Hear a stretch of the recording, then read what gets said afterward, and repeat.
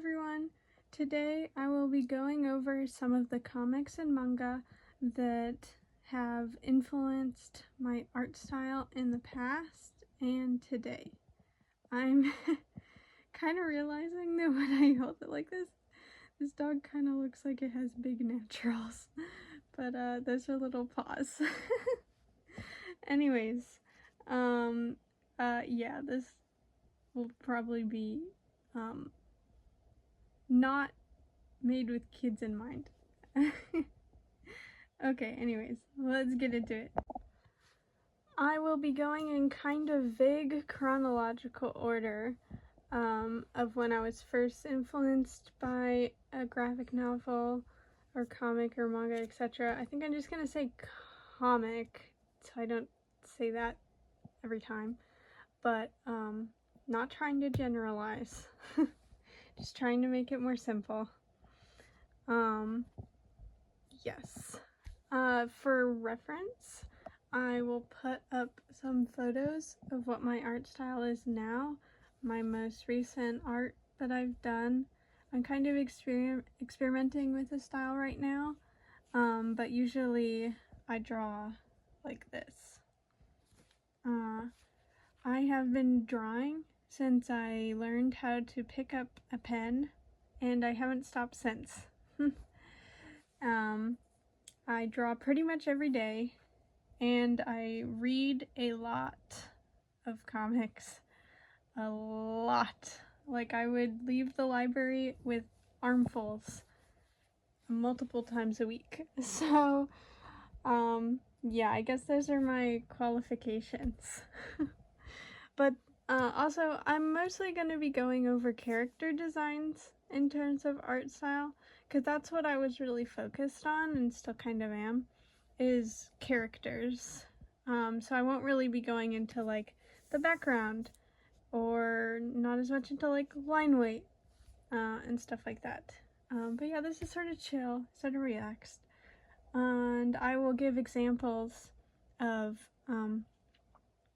my art as we go along to show you what I mean when I say that an art style has influenced me. Yay! So to start off, this series changed my brain chemistry. If you have not read Bone by Jeff Smith, I am begging you.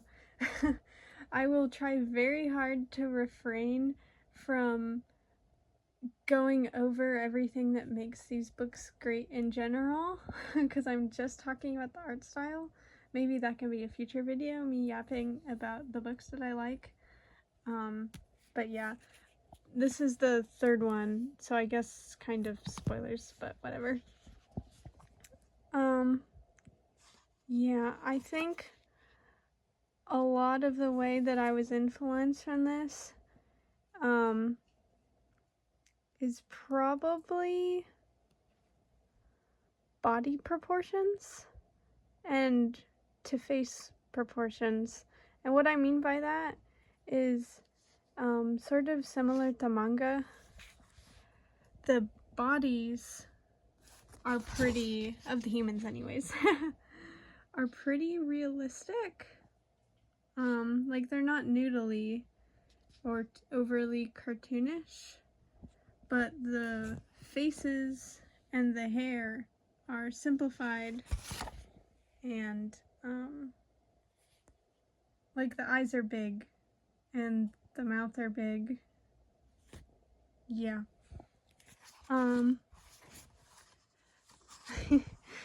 I think I don't know if I was really conscious of it yet, but Jeff Smith is like a master of paneling. Like, it's so cinematic, and it really draws your eyes places. Also these little sweat things. I remember thinking those were cool to show emotion. So anyways, yeah, also I like, this is one of my favorite books because I really like all this darker rainy scenes. I liked how moody and dramatic it was compared to like other parts of the book. Like, there's hardly even a background sometimes. It's just black. And I think it really helps to focus on the emotions of the characters and just solely focus on them and what they're saying and what they're doing until it changes and you're supposed to focus on the environment because they realize they're not alone anymore. Because there's the rat creatures. Anyways, so yeah. I read this when I was super little and definitely influenced my art style and comic sensibilities. Next is Zita the Space Girl. Oh my gosh. This one's awesome. I'm gonna say this about all of them. You should read all of these. I think the sketchiness, like, it's not totally smooth, the lines, and the big expressions, I think that really influenced me. And like, yeah. I didn't really think about what I was gonna say for each of these. So I might be kind of making stuff up as I go, but I do mean all of it. These are really dynamic and fluid, well, most of the time. Some of the poses are a bit clunky, but most of the time it's a lot of S shapes, like really fluid, dynamic posing of the characters. I think that inspired me a lot. Oh my gosh, I totally forgot about all this robotic mechanical stuff. Is that where I like robots so much? Wow.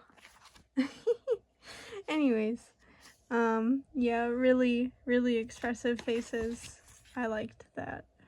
Wow. I haven't read this in a while. I should probably reread this. Moving on. Chickenhare. This is, I just like their head proportions. Like, it's so large, and then their eyes are so tiny. And I like the little dot in them. I think it really gives it life. So kind of the same thing, super expressive faces. I like their tiny little hands. Like the body to tiny little hands proportions. I like that a lot. And I like I said, how big their heads are. Yeah, you're gonna see a lot of out of context comic pages, but hopefully it will inspire you to read them. The mouths, like when they're smiling, I still do this. Or I still like this. The teeth don't go all the way to the edges of the mouth. There are small points of just blackness, like darkness, and then the teeth. And I think that really shows dimension of the mouth. Like the other way is super cool too, where it's just like teeth all the way across, like Steven Universe style. I think that definitely influenced me too.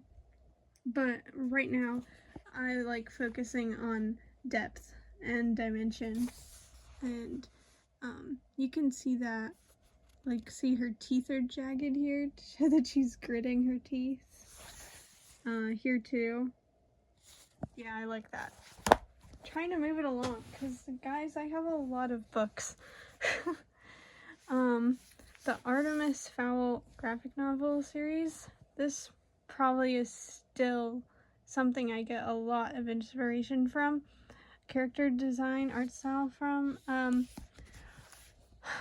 Honestly, I could probably just show you from the covers. I love, love, love the eyes. I love the eyes of all of the characters. And what I love about them is their like bean-like quality, like smushed bean. And then all of those etching lines around the main part of the eye. it looks like eye bags and like really, I don't know, emo. I love doing that. It's like one of my favorite things to do. I also love the way they draw hands. It's pretty realistic. Same with, well, no, body proportions are more cartoony, but the hands are pretty realistic. I like, yeah, all these tiny just extra lines in strategic places, because it's like smooth, smooth, smooth, line, line, line, line, line. I really like that. You can see it in the hair too. Like there's large chunks of just no lines, and then really strategic bunch of little thin lines to emphasize the texture. Love it. It's kind of gritty sometimes, and I like that. It's also sort of anime-esque, which I also like. Yeah. Yes, Jellaby, Monster in the City. This is actually the second one. I just remember reading this a lot. I don't actually know how much it influenced me. I think the face shapes, like the outer face shapes, that influenced me. Because for a really long time, same with this next one, Amulet. We could kind of just go straight to Amulet, TBH. Oh my god, this is so creepy, but I liked it though, because I like creepy things. This super influenced me. Like the circle, half circle face shape with the half circle eyes. A lot of that in my early work. And yeah, this is also kind of sketchy a little bit. Not as much as Zita.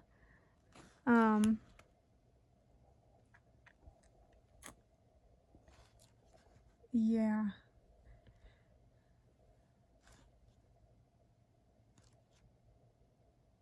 Anywho, moving on. The Explorer books. So these These ones are sort of hard to categorize. This is by the same person as Amulet, that short story. Actually, it's edited all by the same person. So he has some short stories in here. These are anthologies. So each section has its own art style. So it would take forever for me to go through all of them. But, oh my gosh. Yes. I think I remember her name. But is it yeah. Yeah. Super influenced by her art style too. But yeah, it would take forever to go through every art style in here. This one influenced me, so I'm just gonna quickly. This one, I loved this one so much. You can see the same thing where it's like half circle face shape, half circle eye shape.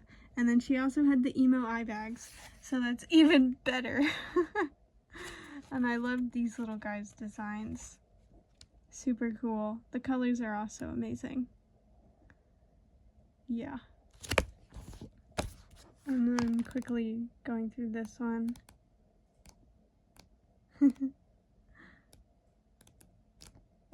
What a trip down. Oh my god, yes. This artist, where is it? I'm forgetting everyone's name now. Faith Erin Hicks, super big influence on my art style. And you can see it again. The sort of eye shape and eye bag. And then, the way that she draws noses is kind of similar to how I do it now. I love the cheek scribbles. I do that a lot.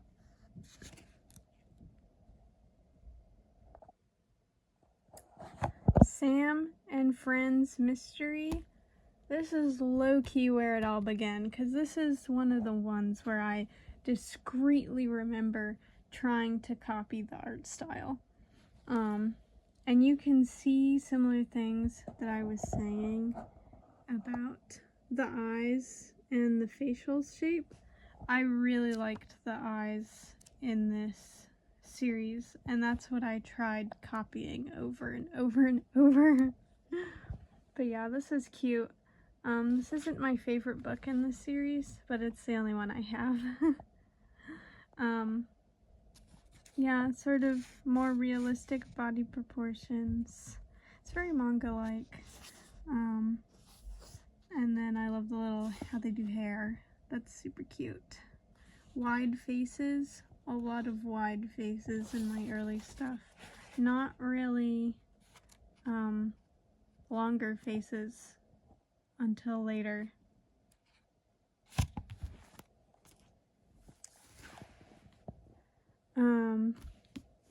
Hope Larson. I liked a lot of her stuff. Her adaptation of this is really cool. Like, I like the blushing. I did that a lot. And the similar eyes.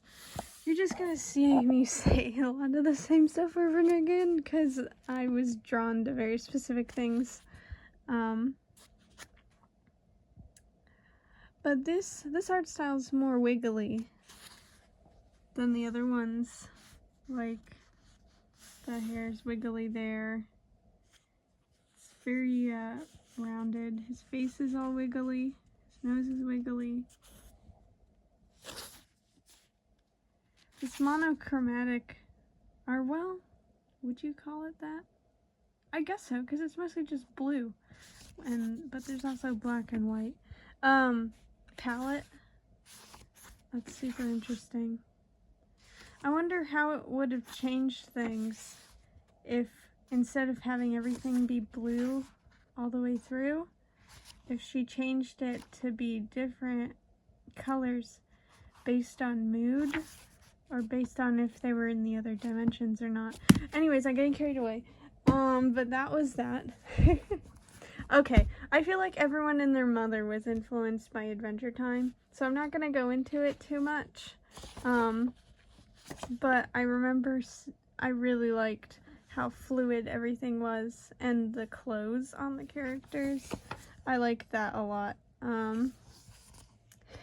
Oh yeah, this is a tiny mini. This is by Faith Erin Hicks. What? I never realized. This doesn't look like her style at all. Anyways, I really like all of her photo shoot panels. Especially this one. I thought it was cute, and I remember trying to copy the like chunky boots, skinny limbs ratio. I like that a lot. Yeah, anyways, everyone pretty much was influenced by Adventure Time at one point or another. Speaking of clothes and chunky accessories with skinny proportions, Benji, Nate, love, what pronouns do they use? Unknown. I'm gonna say they, them, and if I'm wrong, sorry, I will correct it on this screen. I love Benji Nate's art style, it's so cute. I have their Hell Phone book too, but I love this one mostly because, well, I think it's cute all around, but I just love the outfits, the outfit designs. Oh my god. This really inspired me to start making my characters have cooler outfits, be more fashionable. Yeah, that's the main takeaway from this. Also loving the gender non-conformity of Catboy. Yes, very cute. Adorbs. Love it. Alright, so we're actually going back in time because I forgot to put these in chronological order, but the Buddha, I'm gonna say Buddha, but I think that might be wrong. The manga of Buddha, his entire story, this influenced me a lot. I really like this guy's art style. I like how cute like this little bunny is and how cute all of the designs are. The eyelashes. I love those eyes. And then everything just gets hella dark. Really fast. And violent. But you know, that's just how it be sometime. Yeah, I like that juxtaposition, as you can see in some of my art. The eyes are beautiful. I don't know, maybe I just have an artistic fixation on eyes, but I like it a lot. I also, I'm like 90% sure this is the same artist that drew Astro Boy, and I have that too. And yeah, just that whole art style influenced me pretty a lot. Aw, crap.